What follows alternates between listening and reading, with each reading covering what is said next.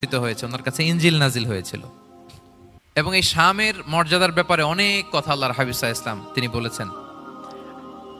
আল্লাহ রাসূল সাল্লাল্লাহু আলাইহি ওয়াসাল্লাম যখন মেরাজে যান, তখন মক্কা থেকে এই শাম দেশে ফিলিস্তিনের বাইতুল মাকদাসে রাসূল সাল্লাল্লাহু আলাইহি ওয়াসাল্লামকে নিয়ে যাওয়া হয়েছিল।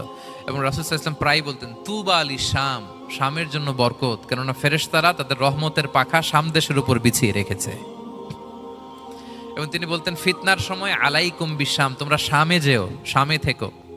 এবং তিনি দোয়া করেছেন, আল্লাহুম্মা বারিক লানা ফি শামিনা, আল্লাহ তুমি আমার শাম অঞ্চলে আল্লাহ তুমি বরকত দিও। এবং হাদিসে এসেছে এই শামই হচ্ছে আরদুল মাহশার, এখানেই হাসর হবে। শাম অঞ্চলকে বিস্তীর্ণ করে এখানেই ময়দানুল মাহশার আল্লাহ তাআলা কায়েম করবেন, হাসরের ময়দান এখানেই হবে। এবং সেখানেই হচ্ছে সানিউল কিবলাতাইন, আমাদের আগের কেবলা কিন্তু বাইতুল মাকদাসের দিকে ছিল, যেটা শামে অবস্থিত, ফিলিস্তিনে বাইতুল মুকাদ্দাস, যেই মসজিদে নামাজ পড়লে এক রাকাতে 500 রাকাতের সওয়াব। 3টা মসজিদে সালাত পড়লে স্পেশাল ভার্চুর কথা আছে, এর বাইরে আর অন্য মসজিদের বিশেষ কোনো ফজিলত নাই, বাকি সব মসজিদ সমান।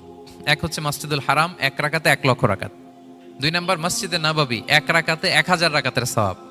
আর একটা দুর্বল বর্ণনায় 50,000 রাকাতের সওয়াব। 3 নম্বরে এই মসজিদুল আকসা, 1 রাকাতে 500 রাকাতের সওয়াব।